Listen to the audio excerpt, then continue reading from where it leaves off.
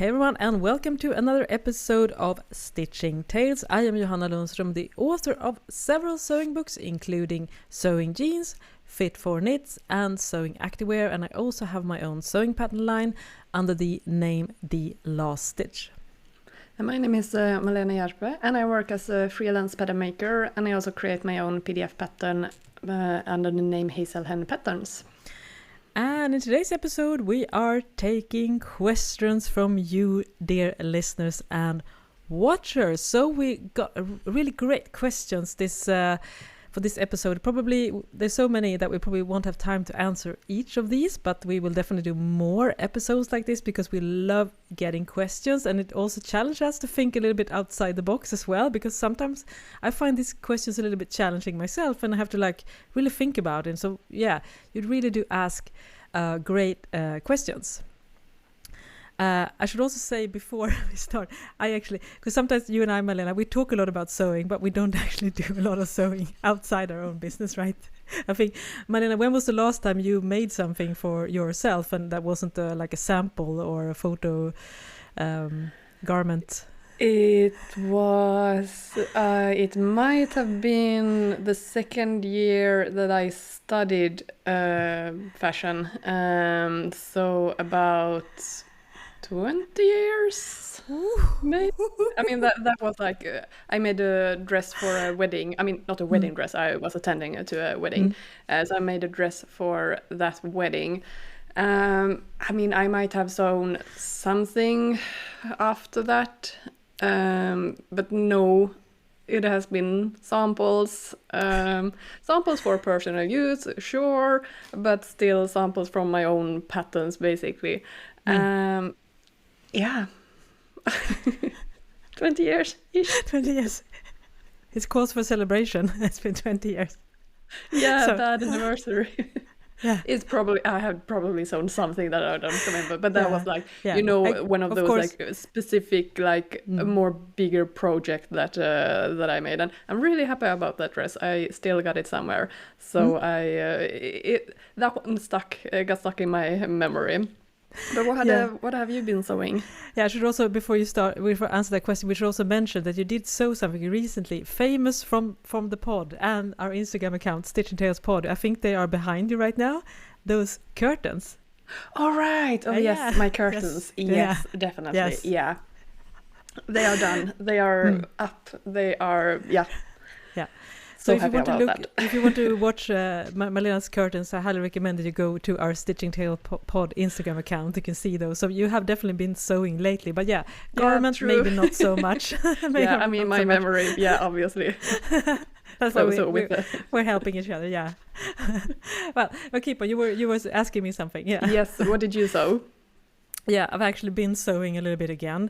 I do sew for my personal use as well, but just like you, Malena, that kind of goes way down on the priority list, and I also don't really like to shop new garments.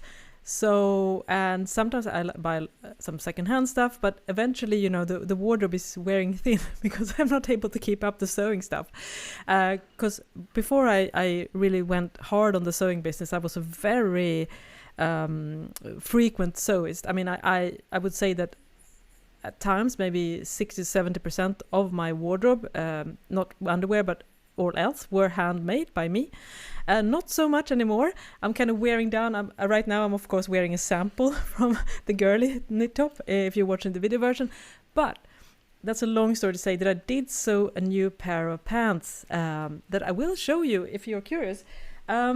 So I have, because I bought a lot of denim fabric, mostly because I was filming my course and I had some left that wasn't quite suitable for the denim course, including a very stretchy dark denim fabric, and really stretchy denim fabric I'm not that fan of. I bought it online, which is always, it's a give and take. You really don't know.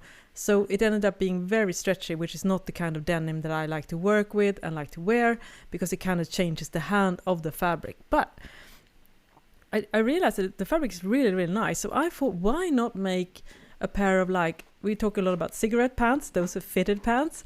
So I saw a really nice pattern in an old Bird Style magazine for like a kick flare pant, which is kind of popular now with cropped length. So I did use the stretched denim, and I'm going to hold them up now. We're definitely going to post photos on our Instagram account as well, but I'm going to hold them up now so you can see. So this is in really dark, nice denim with regular like slanted pockets, a waistband, a curved waistband. And inside I used, we talked about that in an episode, we can recycle. So this is an old men's wear shirt that I use for the pocket lining. So I think it looks really nice and fits. It's a blue and white checkered poplin fabric if you're not watching the video version of this pod. And for a zipper, I didn't do any top stitching, but I did add a jean zipper just for the look. So this is what it looks like. And so I love these. I mean, they're so comfortable. The fit was really good. And it was also nice because Boda Style usually do one pattern in each issue that is made for petite sizes, so shorter persons, which is I am one of those. So I didn't have to do any alterations. Very nice. Nice. In the length. So yeah, super happy with it. I'm going to post some pictures, and it's a great like transitional garment, I think, now when we're going into spring, because of the crop style. And it's a bit more lightweight denim. I think it's going to be really well to wear now in April and May before, the heat. And then I'm going to sew a pair of linen pants, I think, for the summer. I have some really nice navy linen pants, fabrics that I'm really excited about as well. So yeah, it was fun. It was fun. I love sewing. I realized I really like sewing. I kind of forget that. Yeah, I'm like, oh yeah, this is a hobby. This was a hobby of mine that I enjoy doing it. You kind of forget about that. Yeah, and it's such a gratifying feeling when you finish the garment, and it's also nice because I've sewn a couple of pants, and I will also link to a pants sewing tutorial that I have on my blog that I think is very helpful. I used a lot of similar methods because it's once you get. I mean, pants is a little bit tricky to sew, especially with the waistband and the zipper. When you really nail that, it looks like perfect in my eyes. Then that feeling is really, really rewarding, and I'm super happy how they turned out. And it was a really good way of using stretch denim in a way, because we talked about that. How stretch jeans, very tight fitting, is a style that has been like slowly getting less popular and less trendy.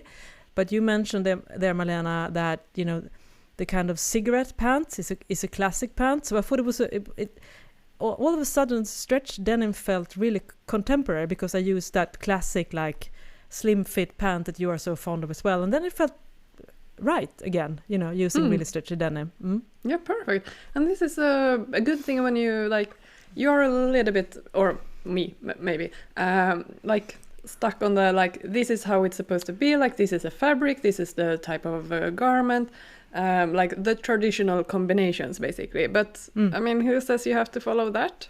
Nobody. I mean, that is just your own mental blocks. No, of course you can use the denim stretch for that kind of a pant. Why not? Yeah. So that's a perfect use for that fabric. Yeah, you're very right. So if you do have some stretch denim in your stash, maybe you reconsider that, and maybe you can use it for some other type of close-fitting pants. Yeah, that's my tip. Yeah, cool. So I'm happy. Now I'm going to sew a blouse, I think, as well. So I will update you listeners on that. Maybe I'm wearing it the next time I'm doing a podcast. We'll see. Lovely. All right then. Should we start with the questions then? Yeah, let's do so. Yes. And maybe we can start with this question because we mentioned this a little bit right now when we talked about it. That is from MK Dueler. I don't know how to pronounce that. What advice do you have for shopping for fabric online? And you shop that fabric from online, did you, right? Yeah, right. Yeah. Yeah. Do you have any general? What do you look for when you shop online? I think if you're not, obviously the good way is ordering samples, but that can be really expensive if you're buying from another country. So to be honest, I usually don't do it. If I buy from Sweden, I usually almost always, if I'm doing some more serious product, I often order a sample piece of fabric first, just to get the feel of it. So that's, if you have that option, it's usually quite inexpensive. It's nice to get that envelope. And I think so many times I've been wrong. I will say that. So the expectations that I had versus the reality of the fabric that I got in the mail has usually been quite different. So for me, it's been a good way to save money to not buy a full length fabric. However, when I'm buying abroad, it's usually so expensive, and sometimes there's very limited runs of fabric, so then I don't do it. And then my pro tip is actually to look at the fabric weight. I think that is probably the one thing where it's easy to make a wrong decision, because it's hard to think. It's so abstract when you say, oh, it's 250 gram per square meter or square yard. Maybe it's used in those countries that have imperial measurements. But so I think educate yourself about what a fabric weight means, because for instance, if the fabric weight is around, say, 200 gram per square yard, they usually talk. I think that's gram per square meter. Right, thank you. That's usually not a great if you want to do like a structured garment. That's more like a blouse weight or a very lightweight fabric. And for instance, if you're planning to do like really like classic heavy duty denim, you need to go quite high, at least 400. Because if you under that, like the fabric I showed you here, it's too light, and you won't get that nice rigid stable type of denim. So to me, that is a good clue. Educate yourself and there are good guides online that you can see the equal fabric type. So those are 2 tips. Yeah, that's a really good tip. I have, your trouser weights. Apparently, I can hear that. I know my jersey, like single jersey weight. And here I can recommend, like if it is 120 GSM, that is a really thin jersey, almost see-through. It might be workable in black colors, but if it's lower than that, it's more like underwear fabric almost, because it's so see-through then basically. 140, 150, 160, that is really good t-shirt fabric. 180, that is a quite thick t-shirt. Works fine if it's a little bit looser silhouette maybe, but it's And then when it comes to over 200 for jersey, then it's more, when it comes to 250, 300, then it's like sweatshirt fabric, like college fabric. So those are like good. Regular t-shirt fabrics are usually between 140 to 180 GSM, I would say. But unfortunately, I don't think so many online shops have these weight on the fabric. If it is newly produced and they are like ordering in, yes, then they can get that information from the supplier. But if it is dead stock fabric, for example, it is really, they have no idea what they are getting, basically. It still can be really high quality, I'm not saying that, but you don't know exactly what you have. You might not even know like what kind of material is it. Is it cotton? Is it a mix? Is it something? You don't really know. It's really tricky for them to know. And so it's a little bit more of a gamble on those dead stock fabric. They could be amazing, but it's a little bit more of a lottery, I would say there. Yeah, definitely. And also with dead stock fabrics, usually limited run, so maybe you feel a little bit like you're missing out. If you're ordering a piece of sample fabric and then you have to go back, and then of course that fabric is already gone because maybe they just had a limited like 10 yards or 10 meters and stuff like that. So that can also like make it a little bit more difficult to get it right.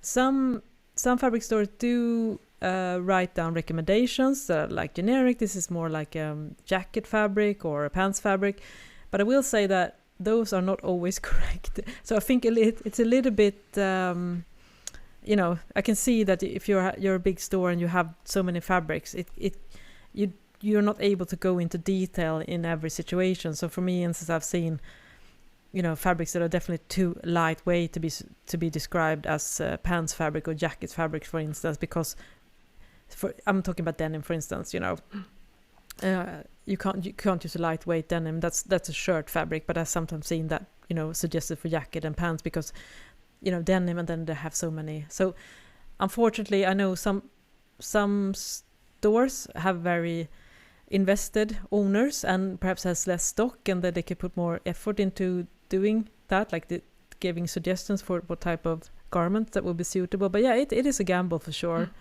Yeah, and I can say that if it's if it's too good to be true, it's probably is.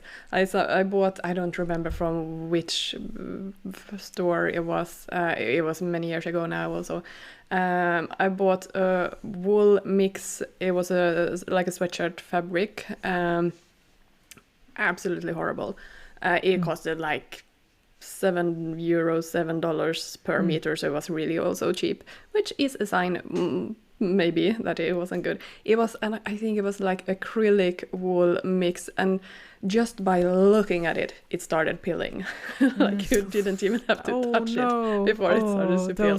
But I bought it for sample making because I was just looking to like figure out the fit for some projects. So it wasn't like intention to be used, but it was absolutely horrible fabric. Yeah. So it was on sale as well and really cheap. So go figure. But yeah, it's a trick. It's tricky to buy it online. Yeah, it is tricky, and especially as you mentioned, the hand of the fabric, because that to me says so much. When you can feel the hand of the fabric, which means like the softness, the surface, the drape or stability, all these kind of things, they give you such a clear idea on what kind of project that you can use for the fabric, and all that is removed basically from, and again the stretchiness as well, of course. For instance, if there is a percentage of lycra or spandex, there will be stretch, of course, crosswise stretch at least, and so that can give you an idea. But also that can also change the hand of the fabric. So for instance, if you want to do like a draped style, then you don't want a lycra or spandex, because it kind of makes the fabric a little bit more I mean, you can have a little bit, but it's usually not a good idea to have too much, for instance, because it kind of changes the hand of the fabric.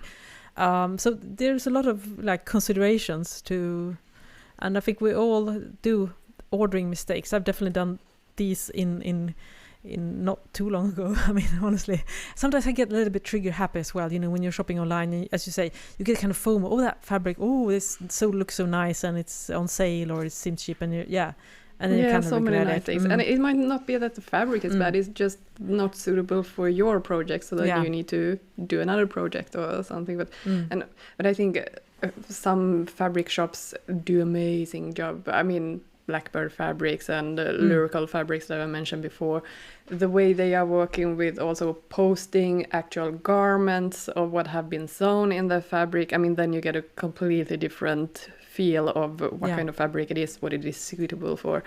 It's just, I love the way they are working with showcasing their fabrics. Yeah, that's very, very good. And hats off, because we know how time consuming and difficult it is to run a business, and taking the time to really give that information to the customer and ensure that that you have a proper idea. It's very, very valuable. And just for reference, when I were planning to do the photo samples for my Vide knit pants, then I ordered sample fabrics, because it's designed for heavier knit fabrics like Ponte di Roma, felted wool, that kind of more heavy fabric. And I think I ordered maybe 7 or 8 different fabric samples from different stores, and about half of those weren't suitable.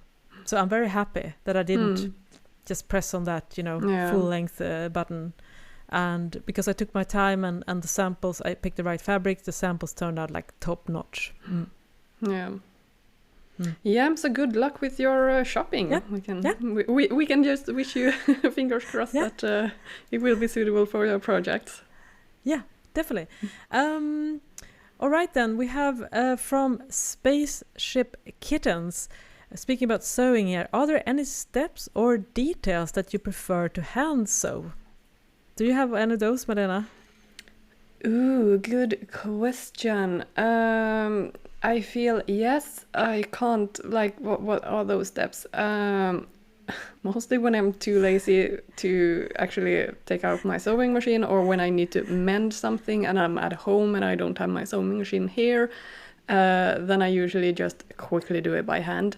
But there are definitely, I can't top of mind, I can't. I have it it's on the tip of my tongue, but I can't remember like where. But one thing I can recommend is like if you, how do you say, temporarily stay stitch when you are sewing things together that you don't want to use like pins for. It is too heavy or something. I saw. Didn't you do it on your waistband on the inside? Yeah, like basting. Yeah, basting. Yeah, basting. Yeah. Yeah, I do that a lot. Yeah, all the time. Love it. Yeah.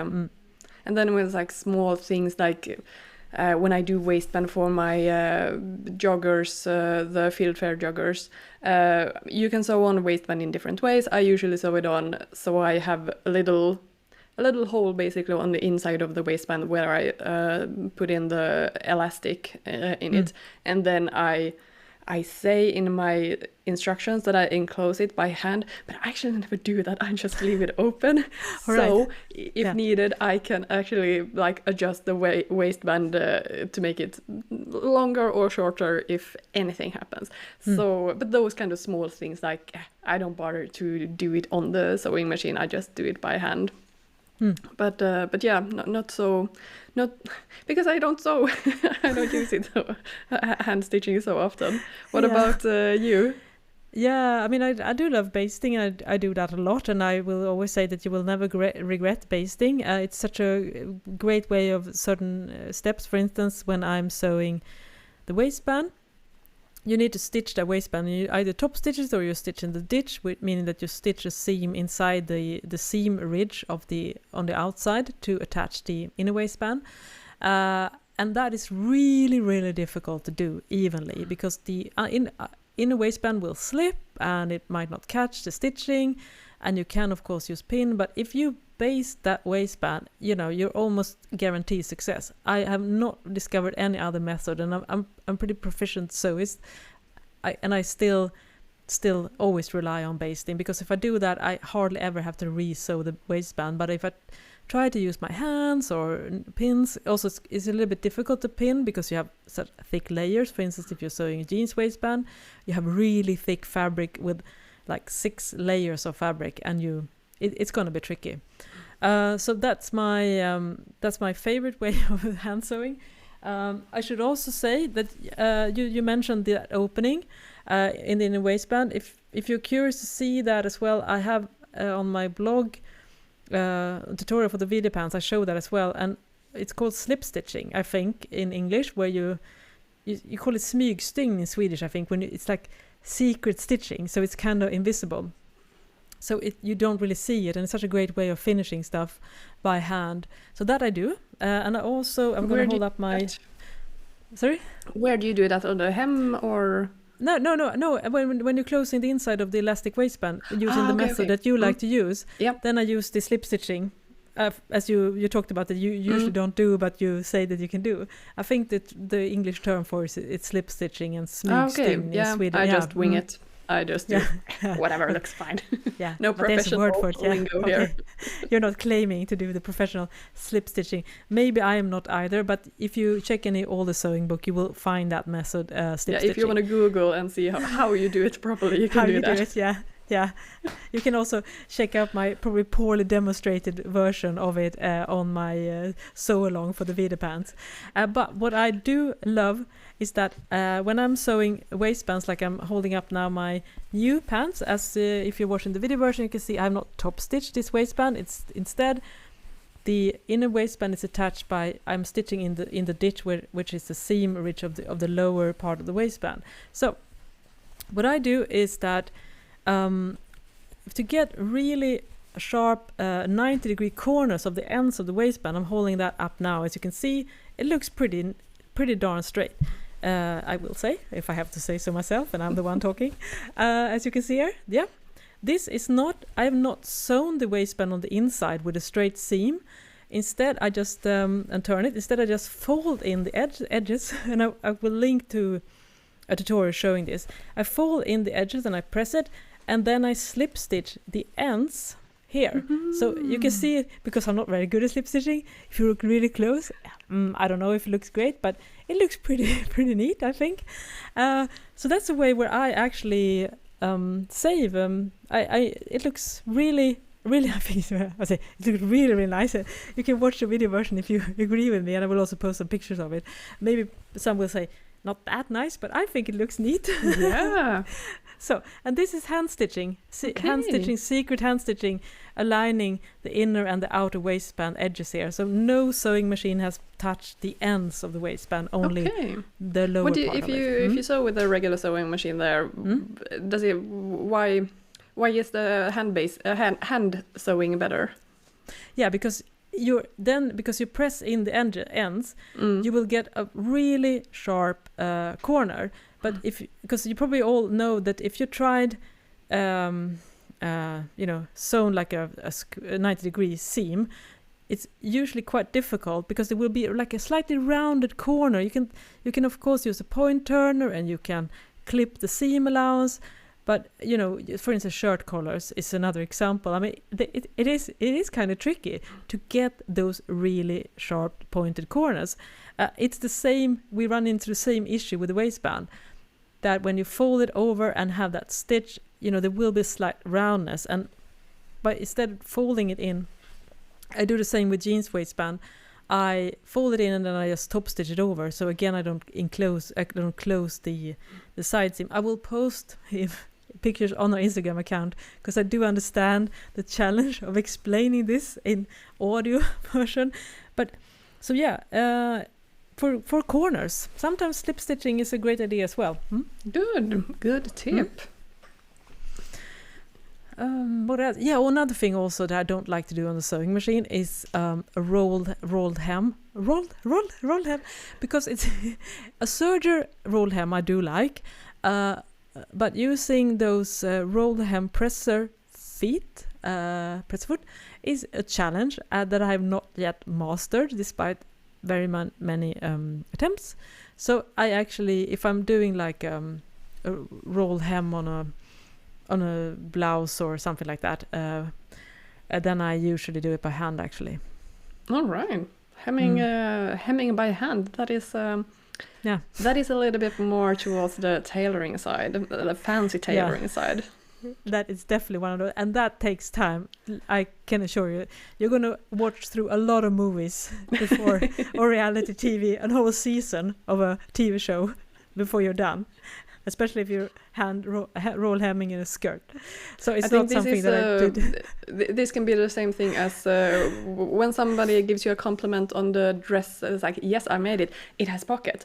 And look, I hemmed it by hand. Like that's the next step. Definitely. But I usually don't do blind hem by hand unless the fabric is really delicate. Then I use my sewing machine. But I'm pretty good at doing the blind hem with the hand as well. I don't really mind hand sewing because it's nice to not have to sit in front of your sewing machine to actually being able to watch TV, for instance. So that's one of the things I really like about hand sewing. Yeah, well, that's good.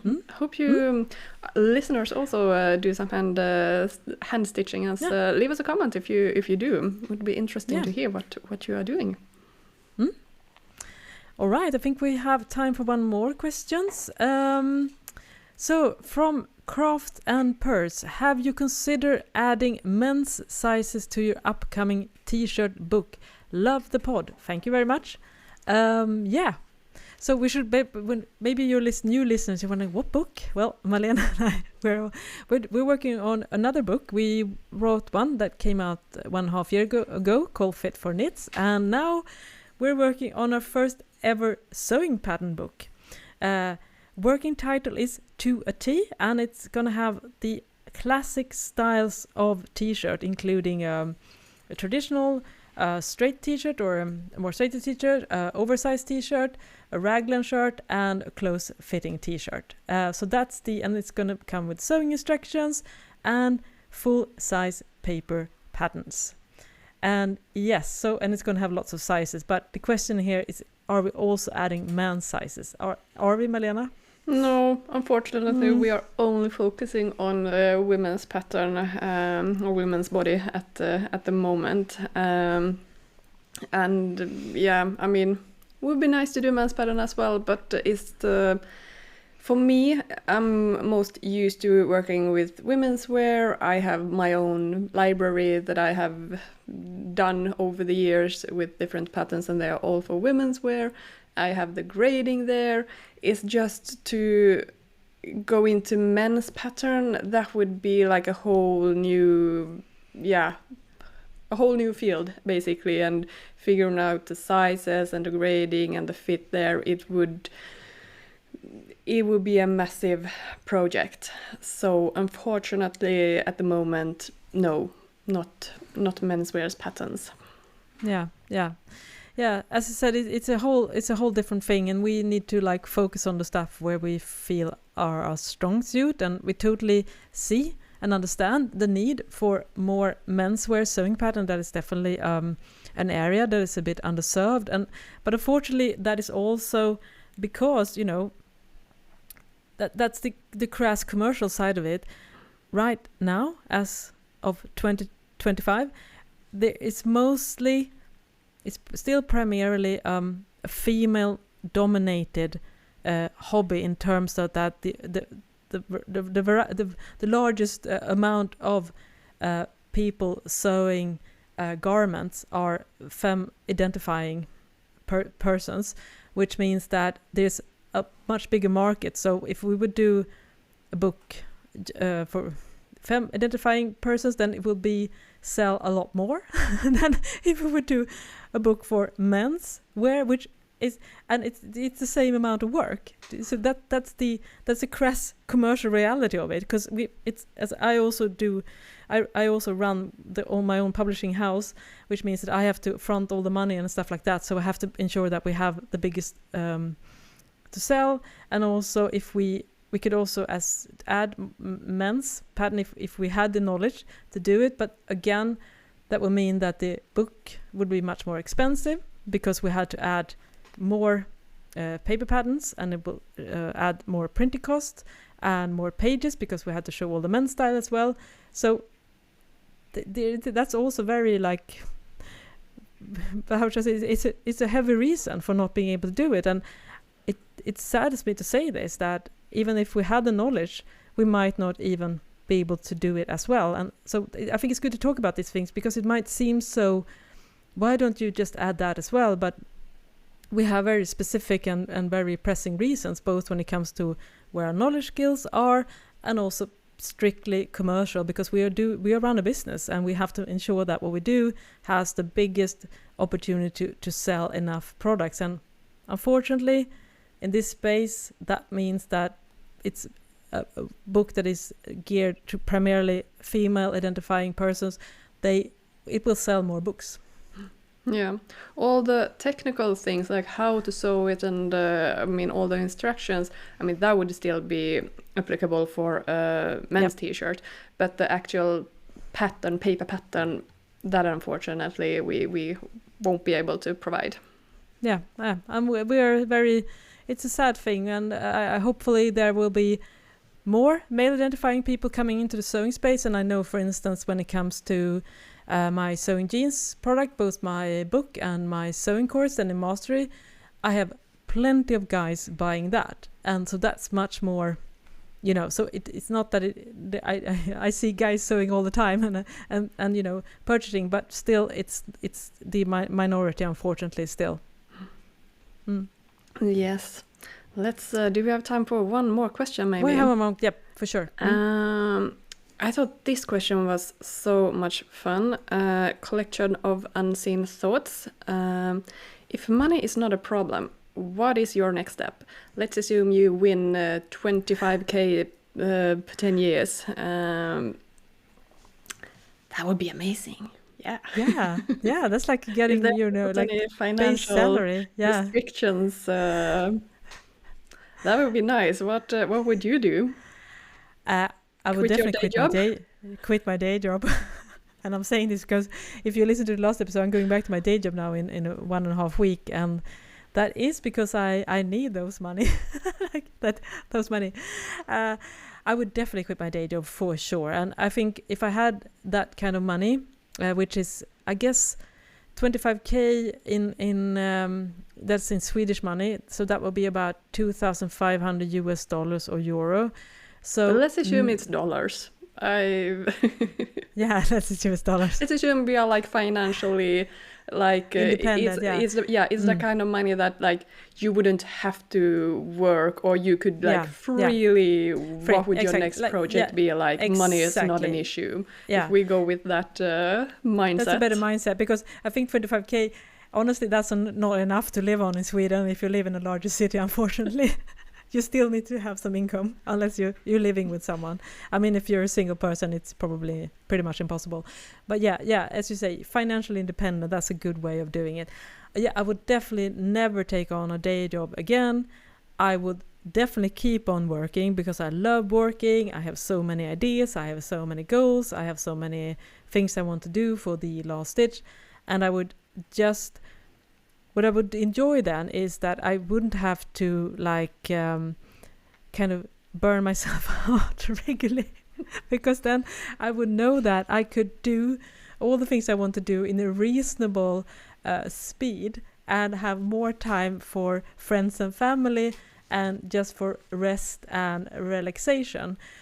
So for me, I thought that, to me, that seems like a dream scenario, because I could, if I had periods when I wasn't feeling too good, or maybe I feel like I want to be more social, then I would just know that it doesn't really matter because I still got the money.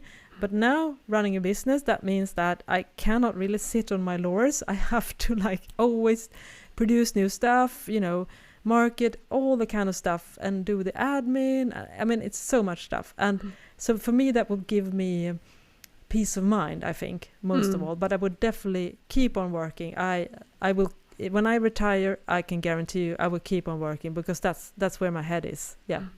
Would you do it in a slower pace if you had the money, just in a slower pace, or would you hire more help, like independent contractors, to do the stuff that you don't want to do? Which route would you take? Probably a combination of both, I think. I would definitely hire out more help, especially with social media, which is my Achilles heel. Surprise, surprise. Well, you wonder why you don't see me often on the social. Yeah, definitely. But I would still like to keep it small, because to me, when you take on too many people, that also means that you have to take on a different kind of role. You have to be a leader, and I see myself as a creative first and foremost. So I don't have big ambitions for the last stitch. I definitely just want to grow it in a comfortable pace and hand out all the things that I don't feel that I am the best at, and still keep a lot of the creative side to myself. Sounds amazing. Yeah. And what about you? It's I would definitely also continue on working because I love my work, but I wouldn't do it full time. I would spend a lot more time in my garden instead, and be a part-time garden worker, only in my own garden, obviously. That's where my passion lays. But I would definitely continue also on working, because I do love what I do. I'm not saying no to freelance work for other companies. I do enjoy that as well. Really, it's so much fun to be in a team and have somebody to work with as well. I wouldn't do it as much as I do it right now. I would definitely scale back, or do periods when I do it, and then have off periods when I only focus on my own Hazelhen Patterns projects. But I would also have I would never hire anyone, because as you say, that also all of a sudden you are a boss then of somebody else, and you have to manage a team and be a manager basically, and that I am so not interested in that. But I would definitely take help from contractors, freelancers, with marketing, imagine if you would have brand ambassadors that you could actually pay properly. Yeah, so that would be amazing. They would use your patterns there. Make content about that you can share in your own social media, and somebody who writes my blog is I don't it's there. It's not nothing is happening over there, unfortunately. What if somebody would actually on a regular basis update the blog and do the website properly, and all those things, like all the things that you don't want to do, you can just delegate to somebody else and pay for it. That would be like pay a fair amount to those people. And I would definitely also like work more locally. I would want to start up some sort of, not a fabric shop, but like some place where people could like, hey, let's meet and sew once a month or something. Have a little bit of a community feel here, that you get to know other local people who likes to sew. And I mean, there are just so many things that you want to do.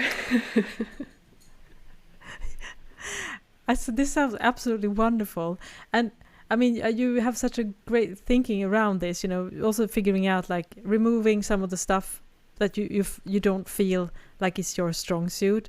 And also like being able to, you know, implement visions, because then all of a sudden you have more stability and more free time to do the kind of things that are fun, but maybe it doesn't bring in the most money, because that is a struggle when we're working to make a living, and then we often have to not do the kind of stuff that we, you know, maybe feel more passionate about. But I'm curious, what would you do for Hazelhen Patterns?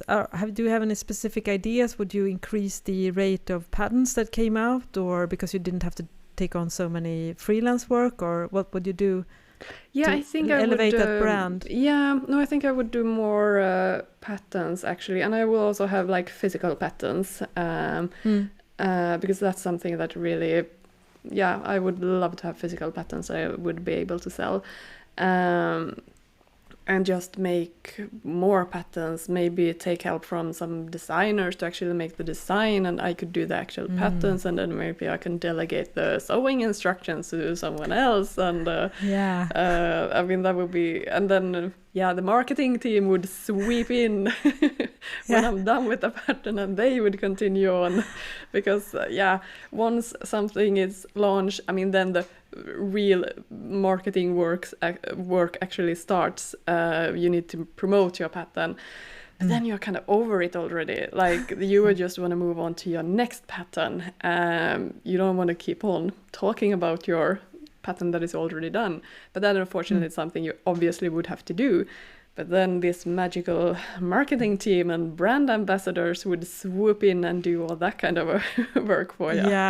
Yeah, and they will already have like planned this marketing campaign, and they will tell you, okay, this is what we're going to do, and here is the places where we need you.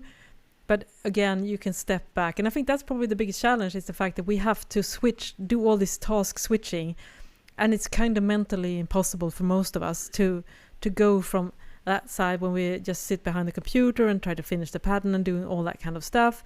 And then we're like kind of mentally feel finished.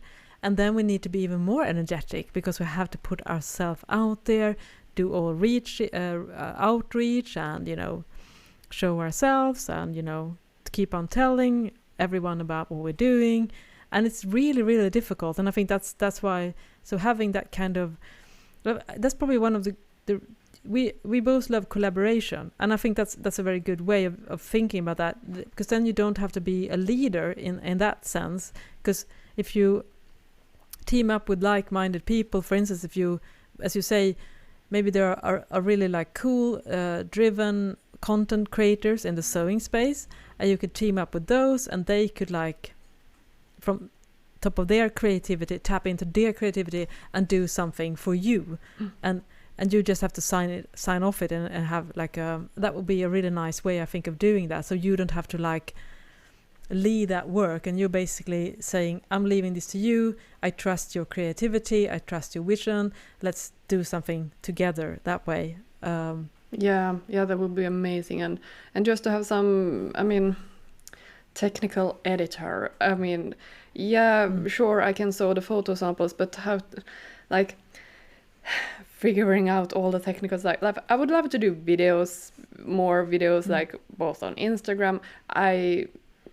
I'm never gonna be on YouTube, sorry, because also like the technical things, like I'm not how to edit cut a video, like, mind blowing. Like, no, technically I'm technically challenged in some areas, so like that is just like I wouldn't even think of doing it because it's gonna take so much time for me to learn how to do that. But if you could delegate those things, maybe that could actually be like, maybe you could be on YouTube then because somebody else is doing all of that stuff and just how to upload it and maintain the No, it would be amazing to have somebody work with all those, so you can just focus on what you actually enjoy doing. Yeah, which is probably, you know, a smaller part of what it is really running a business as it is for both of us. Yeah, it sounds dreamy. Are we buying a lottery ticket tonight, Malena? Maybe are you one of those people that? Did we manifest this now? Is this gonna happen in the future now? Because we do have this, like, what is it called, where you scratch, you have to get 3 of the same thing. It's called trisslott in Sweden. I guess every country has one of those. Yeah, different type of lottery things. Lottery tickets, yeah. You know, you can also pay, like, you know, say these are the numbers that I believe in or whatever. Are you a gambler, Malena? Do you buy that kind of stuff every week or? No, I am. No, I don't. I don't really like. Do you believe in luck or not? Like, I don't really like. It's fortunately for most people, it's just hard work, and you can have timing or you can have not timing. Sure, bad luck there, but I kind of hate when people are like, "Oh, you got so lucky if you succeed in your work or something." Somebody from home, like not a close friend or anything, but like, "Oh, you got so lucky when you got to travel, do all those travels in work." And it's like, no, I didn't get lucky. I worked hard. I applied for the different work positions. I not fought for them, but you know, I worked my ass off to be able to do all these, to get these opportunity. Yes, I'm very fortunate and I'm very appreciative of it, but I didn't get lucky. Like, nobody handed me those opportunities on a silver plate. I didn't win the lottery and could go there for vacations. Like, I did my job to get there. So no, luck, I don't think that has that much to do with it. Like, sure, timing, I got lucky the opportunity and I was there, sure, but I did the work. So no, I didn't get lucky. Yeah, I totally agree with you. It's definitely, it's not, unfortunately, luck is kind of overrated. I mean, honestly. Yeah, I mean, I'm lucky that I'm born in this country and I have these privileges. Yes, I'm absolutely. very lucky. Privilege is definitely a thing, for sure. I mean, but that's not the same thing. I mean, privilege is like, privilege is the fact that you have been, you know, as you say, we live in a country that has a high level of welfare. It's a pretty solid economic state. We have lots of security here in Sweden. We are not ravaged by wars. I mean, those are very privileged positions to be in. But as in terms of like random luck, that is not. There's no rational thing that, you know. Yeah, wasn't I have a lot of things about the Swedish Stenmark, someone who was like really famous athlete, and he said something like, "Yeah, isn't it funny that the harder I work out, the luckier I get?" It's like, yeah. Exactly. Yeah, it's very, there is a very strong correlation. And the problem with those lottery tickets is that, you know, on the back of those, you can see the how the probability of, because that has to be displayed, at least here in Sweden, the probability of, you know, getting the money, like, it's 1 out of 100,000 lottery tickets, for instance. And when you read those numbers, you're not really feeling compelled to buy a lottery ticket. Yeah, it doesn't cost a lot. I mean, it costs maybe €3 or €4, something like that. But I mean, yeah. So to me, I'm a pretty rational person. And if I see facts, I like to act according to those facts. Not saying that it's bad to buy a lottery ticket, but it's very hard if you have a rational mind to think that you're going to do this every week and have any closeness. Because honestly, I know a lot of people, and unless they're hiding it from me, don't know a single person. And I know a lot of people that has won a solid sum on the lottery.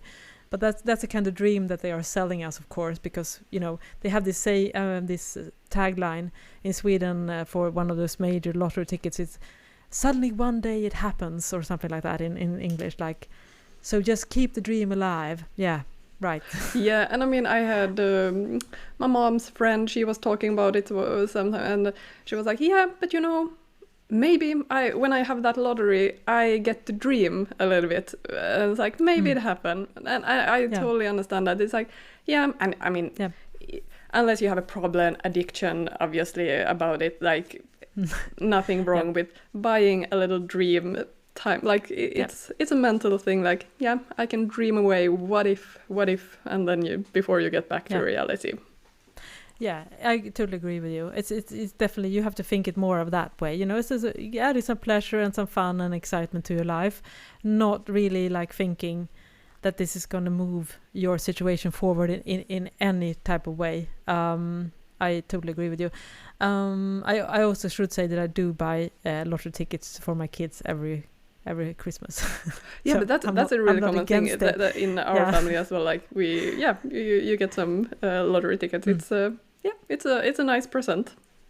Yeah. So nobody, but and also final thing about luck, because many years ago I read an article about a study regarding luck, because that can be many things.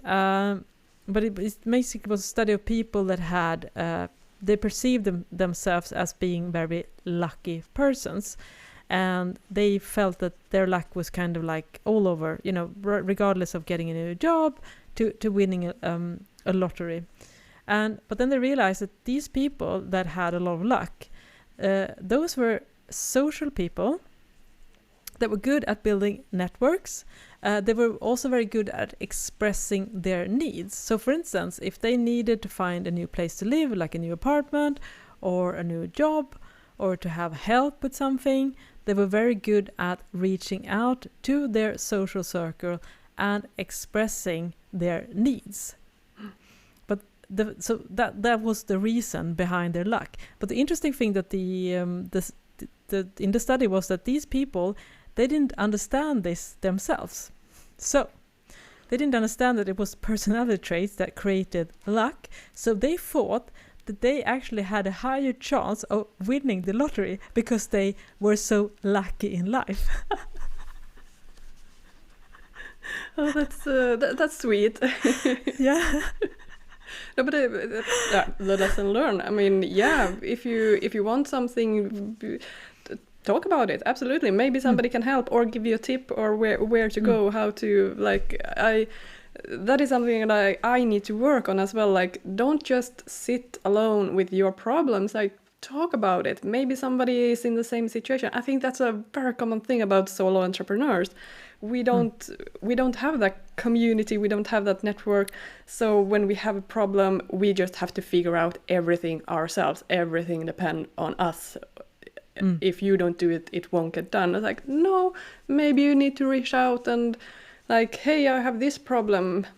Does anyone else have the same? And I was like, yeah, I solved it in this way. So like talking about your problems and questions, it's not a bad thing. You will get lucky maybe even. Yeah. So I think that's a really good way of rounding up this podcast. I think it's a very sound advice that I think can be, as you say, apply to pretty much anything, regardless if it's a business or a personal situation. Don't be afraid to talk about the kind of challenges that you have. And I've seen lots of examples. For instance, I can just give you one example. I have an attic storage in my apartment complex, and it's been chaos because I don't have a car. And you have to recycle everything, and I don't have a way of doing that, so I need a car, blah blah blah. So, and I haven't like borrowed a car because I'm lazy in that way. I don't really like driving. Anyways, so I spoke up about that particular situation with two different friends, and both offered me to do like a combination because they had the same problem. So a couple of weeks ago, me and a friend that has the same problem, we rented a van, and we did a joint attic cleaning and to the recycle facility.